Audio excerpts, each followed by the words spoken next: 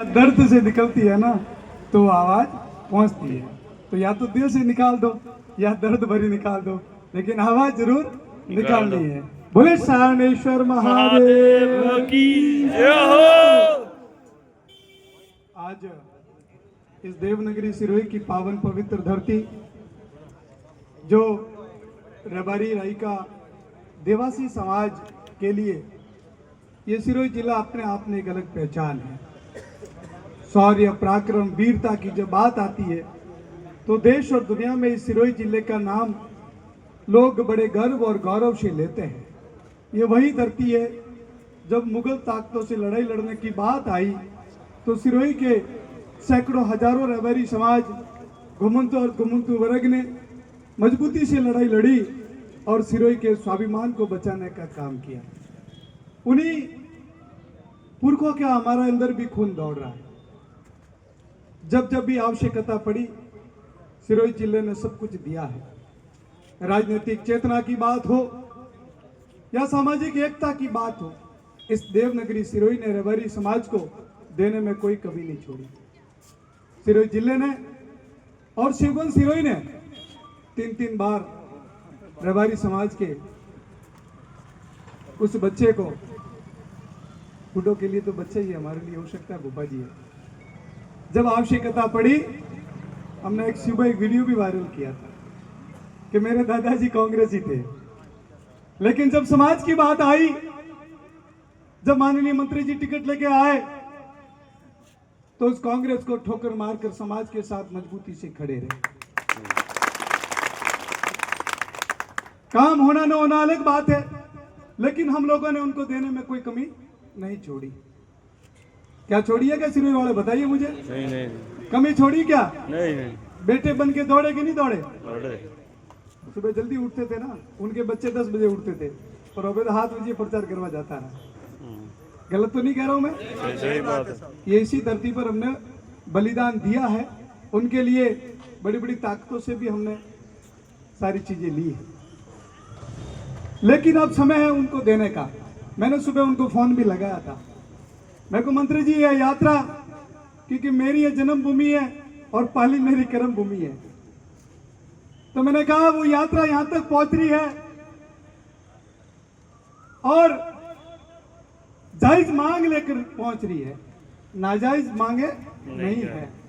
उनकी जो विधि सम्मत मांगे हैं वो मांगे आप माननीय मुख्यमंत्री जी तक उस मांगों को पहुंचाइए।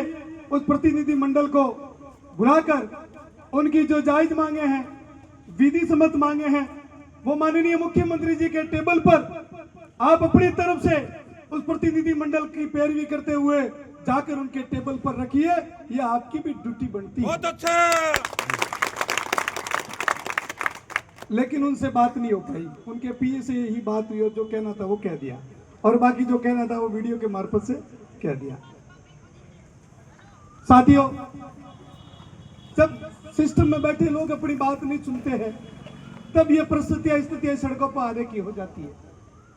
यहां हम लोग इतने सारे लोग बैठे हैं, ये कड़ाके की भीषण गर्मी पड़ रही है, यहाँ न तो खाना रखा हुआ है, न लापसी है, न सीरा है, न गुलाब जामुन है, न पानी भी, वो भी वहां पर पड़ा गर्म हो रहा है। यहाँ वही लोग आए हैं जिनके अंदर समाज के प्रति दर्द है, पीड़ा है, और पहली बार देश आजाद होने के बाद कोई पढ़ा लिखा ऐसा नौजवान जो आपके लिए लड़ रहा है। अब आप कहोगे कि नौजवान की तो 60 के आसपास आए, बाकी इनकी जो कार्यशैली है वो किसी युवाओं से कम नहीं है, हमारे सबके लिए प्रेरणा स्रोत है। जब शुरू में यहाँ पहुंचे पधारे, रक्त के मार्फत से हम लोग जुड़े हुए थे इनसे, शिक्षा के क्षेत्र में काम हो रहा था। हमने कहा ऐसा पढ़ा लिखा इंसान जो शिक्षा के क्षेत्र में काम कर रहा है, निश्चित ऐसे लोगों की मदद करनी चाहिए। और धीरे धीरे कारवां बढ़ता गया और इस राजस्थान में एक लाइन चलने लगी, लाला तेरी नेक कमाई तूने सोई कौम जगाई, लाला तेरी नेक कमाई तूने सोई कौम जगाई। जब बालराय की घटना हुई तब पहले रबारी समाज की एक तस्वीर बनी हुई थी, ये तो बाबड़ा राई का है। मैंने कहा इस लोकतंत्र प्रजातंत्र में बापड़ा बनकर कोई जीवन नहीं जी सकता है। हमेशा इतिहास ताकतवर कौमों को याद करता है, इतिहास कभी कमजोरों को याद नहीं करना है। मैं धन्यवाद देना चाहूंगा लाल जी को, जिन्होंने बादरे की धरती से बापड़ा टैग हटाकर एक ताकतवर कौम बनकर हमारे समाज को रिप्रेजेंट किया है। जब हम लोग कहीं बैठते हैं, चर्चाएं बनती है, तब लोग कहते हैं कि देश आजाद होने के बाद में पहली बार 48 घंटे एनएच किसी ने जाम किया है, तो डीएनटी और हमारी समाज के नेतृत्व में किया है। साथियों, जैसे हम लोग बैठे हैं, कहते हैं ना, जब गांधी जी भी इसी तरह बैठे थे, जब देश की आजादी हुई थी, आज तो गोली तो नहीं चल रही है, यहाँ सारे लोग अपने सुरक्षा में खड़े हैं, लेकिन उस समय तो यह भी डर था कि गोली किधर से आ जाएगी। फिर भी मुट्ठी पर लोग, संकल्पशील लोग घर से निकले। 78 मुकदमे हमारे ऊपर बने हैं, जिसमें मैं भी शामिल हूं। और गांधी जी जब यात्रा निकाली तब भी 78 लोग ही थे। और आज गांधी जी ने उस राह पे चलते हुए देश को आजादी दिलाई, गुलामी की बेड़ियां टूटी और इस खुले आसमान में हम सांस ले पा रहे हैं। इसलिए मित्रों, एक बार पुनः हमें भगत सिंह, चंद्रशेखर आजाद, सुभाष चंद्र बोस बनकर, हमें एकता के सूत्र में बनकर इस कम्युनिटी के हक और अधिकारों के लिए लड़ना होगा। और निश्चित ही एक बात मैं आपको बता दूं, सरकार और नेता हमेशा डरपोक होते हैं। वो सिर्फ ताकत बताते हैं, लेकिन जनता ही माई बाप होती है। जनता के सामने सब डरते हैं। जब जनता सड़कों पर उतरती है तो नेताओं में खलबली मचती है। ये पिछले 4-5 दिन से आपको लगता है कि आपका प्रभाव नहीं पहुंच रहा है, बाकी आपका प्रभाव दूर दूर तक जा रहा है। आपका पसीना, आपका समर्पण, आपका त्याग व्यर्थ नहीं जा रहा है, वो स्टेप बाय स्टेप सफलता की सीढ़ियों की तरफ आगे बढ़ रहा है। आप सब लोग यहाँ पधारे और पहली बार किसी ऐसे आंदोलन का नेतृत्व एक रबारी का बेटा कर रहा है। ये पहली बार ऐसा हुआ है। हमेशा हम लोग भीड़ के हिस्से में रहते थे, पीछे वाली सीट पे बैठते थे और हमारी नेतृत्व, हमारी लीडरशिप, हमारी वोट की कैलकुलेशन, हमारे तमाम गांव की पंचायती कोई और ही करता था। लेकिन पहली बार किसी वंचित पीड़ित परिवारों का कल्याणकारी सोच लेकर उन लोगों के उत्थान के लिए कोई काम करने के लिए निकला है। ऐसे लाल जी को हम वंदन करते हैं। साथियों, इससे बड़ी कोई मानव सेवा नहीं हो सकती है। अभी एक भाई ने कहा कि हम सड़कों पर रह रहे हैं। एक तरफ हम कहते हैं क्या विकसित भारत का सपना देखा है, और दूसरी तरफ क्या इन वर्गों को पीछे छोड़कर भारत माता, विकसित भारत माता बन सकती है क्या? नहीं। क्या ऐसे एक वर्ग जो है, जो सड़क पर आज भी सोने के लिए मजबूर है, जिनके बच्चे सड़कों पर इस भीषण गर्मी में तड़प रहे हैं, शिक्षा से वंचित है, ढंग का पानी नहीं मिल रहा है, गैस का कलेक्शन नहीं है, प्रधानमंत्री आवास नहीं है, तमाम सुविधाएं, उस वर्ग जो बहुत बड़ा वर्ग है, अगर वो वंचित हो रहा है तो क्या ये भारत विकसित भारत बन सकता है क्या? नहीं। और ऐसे लोगों के उत्थान के लिए, क्योंकि बिखरी हुई समाज थी, वो घुमंतु वर्ग, बिखरा हुआ वर्ग था, लाल जी ने इन तमाम समाजों को एक गुलदस्ते की तरह सजाने का काम किया है। साथियों, ये एक राजनीतिक लड़ाई है, ये कोई सामाजिक या कोई ऐसी व्यवस्थाओं से बंधी हुई लड़ाई नहीं है। कई लोगों की ऐसी बातें होती है, जब एमपीसी का आरक्षण मिला तब एक गुजरों को नहीं मिल सकता था, तो मजबूरन और कम्युनिटी को साथ में जोड़ना पड़ा। कोई लोग कहते हैं ना कि ऐसे ही मिला है, ऐसे नहीं मिला। 72 गुजर भाइयों ने बलिदान दिया, और उसके बाद में ये लोकतंत्र प्रजातंत्र प्रदेश है, या एक समाज को नहीं दिया जा सकता है, एक समूह को दिया जाता है। सरकार का पैसा समाज सर्वधर्म 36 कुंभ का होता है, वो एक समाज के ऊपर कभी खर्च नहीं कर सकती है। ये विधि का प्रावधान है। उन्हीं प्रावधानों का निर्वाह करते हुए लाल जी ने उस गुलदस्ते को बनाया है। ऐसे वंचित वर्ग के लिए काम करिए, आने वाली पीढ़ी आपको याद करेगी।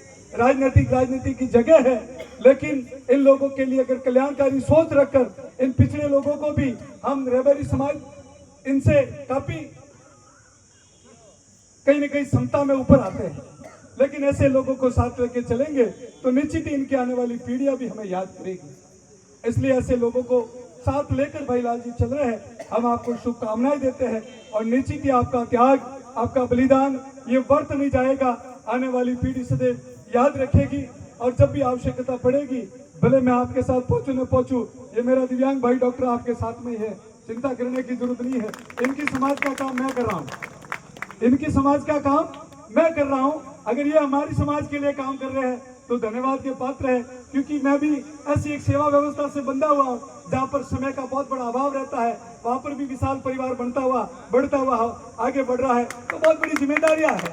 लेकिन हमारी भावनाएं आपके साथ में है, हमारी आशीष आपके इस संघर्ष के साथ में है। और कहते हैं ना कि दिव्यांग तो देवतुल्य होता है। हमारे दिल से निकलती हुई दुआएं आपको नई ताकत देगी, नई ऊर्जा देगी और ईश्वर आपके सपने को पूरा करेगा। भजन लाल जी सरकार को शुद्ध बुद्धि दे भगवान, हम तो ये निवेदन करेंगे और माननीय मंत्री जी से भी आग्रह करते हैं कि हमारी लड़ाई आपसे नहीं है, हमारी लड़ाई किसी पार्टी से भी नहीं है, न भाजपा से न कांग्रेस से। हमारी लड़ाई तो ये है कि हमारा हक पिछले कई वर्षों से जो फाइलों में दबा हुआ पड़ा है, उस फाइलों को बाहर निकालिए। मंत्री जी आप सरकार में हैं, वहां जाकर थोड़ा फाइलों के ऊपर कचरा साफ करिए और वो कचरा हटाकर वो फाइल जो टेबल जो अंदर तिजोरी में पड़ी है कचरे के ढेर में, उसको लाल जी को साथ लेकर उस फाइलों को उठाइए और भजन लाल जी के टेबल पर रख दीजिए। तो काम तो इतना ही, वो ज्यादा काम नहीं है, काम इतना ही है सिर्फ कि वो जो जंग लगी हुई फाइलें हैं, लाल जी को जयपुर बुला लो और वो टेबल पे लाके भजन लाल जी के सामने रख लो, आपकी भी जय जयकार होगी और जीवन भर आपको भी हम याद करेंगे कि वो जंग लगी हुई फाइलों को पूज्य ओटाराम जी ने वो फाइल बाहर निकलवाई और लाल जी ने उस फाइल पे प्रेशर डलवाया और भाई वंचित पीड़ित वर्गों के लिए काम हो गया। आने वाली पीढ़ियां याद करेंगी। काम कोई बड़ा नहीं है, काम छोटा ही है, लेकिन ईगो हट हो गया सिर्फ, बाकी कोई ज्यादा वाला लफड़ा वाला काम इतना सरल है कि आसानी से हो सकता है, लेकिन जिनने नाचना तो हम लोग ये बात होगी है। तो मैं तो इस देवनगरी सिरोही से, क्योंकि मैं यहाँ का वोटर हूँ, मैंने मशीन में वोट डाला था, फूल के ऊपर आगे लिखा हुआ था पूज्य ओटाराम जी देवासी और वो फूल था, मैंने खुलेआम वोट दिया था। मेरे ये वोट भाजपा को ओटाराम जी के नाम पे, इसलिए आप लोगों ने नहीं दिया होगा तो आप लोग नहीं मानते होंगे, मैंने तो दिया है, मैंने वोट दिया है, मेरे परिवार ने दिया, खुला बोलता और मेरे गांव वालों को दिलवाया है। एक बहुत बड़े कांग्रेस में था, उनको कहा कि रबारियों के सरपंच के वोट चाहिए तो भोपा जी को वोट दो, नहीं तो रबारी तो सरपंच ने वोट नहीं दिए। उस कांग्रेसी वर्ग को भी भोपा जी के चुनाव में हमने भोपा जी के लिए वोट दिलवाया था। और कोई देता है तो वो वापस मांगता भी है, भाई आपको दिया, अब हमारी बारी है आपको देने की, तो आप दीजिए। आपको कोई तकलीफ आ रही है, कोई समस्या आ रही है, या सरकार में भी आपके ऊपर कोई प्रेशर हो रहा है, तो आप हमें बताइए। ये लोकतंत्र प्रजातंत्र है, जब जब ओटाराम जी के ऊपर भी आस आएगी, हमने मजबूती से उनकी लड़ाइयां लड़ी है। जब रतन देवासी के ऊपर भी आस आई, हमने मजबूती से उनके लिए भी इसी सिरोही की धरती पर हमने कलेक्टर को ज्ञापन देकर उनकी पैरवी की थी कि नहीं की थी? बताइए आप। जब जब भी हमारे नेताओं के ऊपर भी तकलीफ आती है, हम पीछे दीवार बनकर खड़े हैं, लेकिन नेताजी से भी आग्रह करता हूं कि हमारे ऊपर तकलीफ आए तो हम जैसे आपके साथ रिश्ता रखते हैं वैसा थोड़ा आप भी रखिए। बात इतनी है, ज्यादा नहीं है और ज्यादा समय नहीं लूंगा। आप सब लोगों ने भाई रतन जी का और तमाम जो बाहर से लोग पधारे हैं उन सबका मैं इस देवनगरी सिरोही की धरती पर आपका हार्दिक स्वागत अभिनंदन करता हूं। और जब भी आवश्यकता पड़ेगी, क्योंकि आज ये सारे युवा है, डोगरा की मेरे को जेल में जावा जरूरत पड़ी है, थोड़ी तकलीफ भी हुई। अब युवा आया और डोगरा बेचारी मोरे सिंबॉलिक तरीका आया रहा है 8-10 मोरे लाल पगड़ी वाला है, बड़ा अबू राजरी धरती का डोगरा बैठा है। तो ऐसे तमाम सारे हमारे बड़े बुजुर्गों का भी धन्यवाद है कि आप इस भीषण गर्मी में पधारे हैं और हम सब मिलकर संघर्ष करेंगे और पॉजिटिव सोच रखकर हमारे इस जायज मांगों को लेकर आगे तक जाएंगे। धन्यवाद। बहुत बहुत धन्यवाद ज्वालाराम जी, आपने बहुत बेबाकी से अपनी बात रखी, आपका बहुत बहुत आभार। आप तो कहीं रहे, हम तो यही सभी से ये कहते हैं कि